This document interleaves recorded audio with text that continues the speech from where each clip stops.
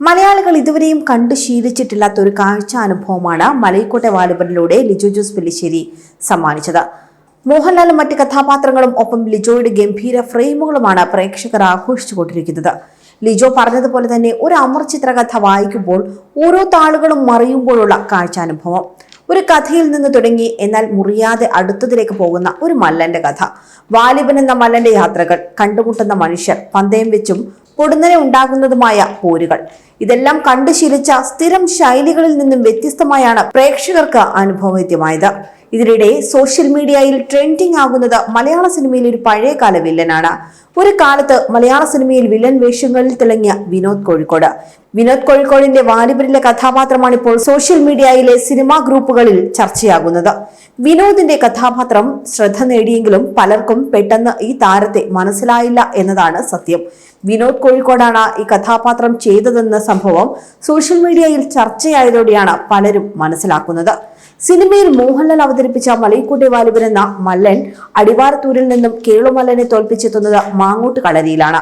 വാലിബൻ പോരിനെത്തുന്ന മാങ്ങോട്ട് കളരിക്ക് മുന്നിലെ മരച്ചുവട്ടിൽ മരക്കട്ടിലിൽ മുൻപ് നടന്ന മല്ലയുദ്ധത്തിൽ തോറ്റുപോയ ഒരു മല്ലൻ തളർന്നു കിടക്കുന്നുണ്ട്.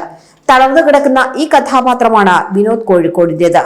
കടുത്ത ചതിയിലൂടെ മല്ലയുദ്ധത്തിന് തൊട്ടു മുൻപ് തോറ്റുപോയ പഴയ യോദ്ധാവിന്റെ ദൈന്യത അത്രയേറെ ഗംഭീരമായി വിനോദ് അവതരിപ്പിച്ചിട്ടുമുണ്ട്. അവസാനം എതിരാളിയെ വാലിബൻ തോൽപ്പിച്ചു കഴിയുമ്പോൾ അത് തന്റെ കൂടി വിജയമാക്കി വിനോദിന്റെ കഥാപാത്രം ചിരിക്കുന്നതും ശ്രദ്ധേയമായ ഷോട്ടാണ്. മലയാളത്തിൽ സ്ഥിരം വില്ലൻ വേഷങ്ങളിൽ അല്ലെങ്കിൽ ഗുണ്ടാവേഷങ്ങളിൽ എത്തിയ വിനോദ് കോഴിക്കോട് മലൈക്കോട്ടെ വാലിബനിൽ മാത്രമല്ല ഇതിനു മുൻപും LJP സിനിമകളിൽ പ്രത്യക്ഷപ്പെട്ടിട്ടുണ്ട്. 2013 പുറത്തിറങ്ങിയ ലിജോ ജോസ് പെല്ലിശ്ശേരി ചിത്രമായ ആമേനിൽ വിക്രമൻ എന്ന കഥാപാത്രമായാണ് വിനോദ് കോഴിക്കോട് എത്തിയത്. വിനോദ് കോഴിക്കോട് നാടകത്തിലൂടെയാണ് അഭിനയ ജീവിതത്തിന് തുടക്കം കുറിച്ചത്. നാടകത്തിലൂടെ തന്നെയാണ് വിനോദ് സിനിമയിലേക്ക് എത്തുന്നതും.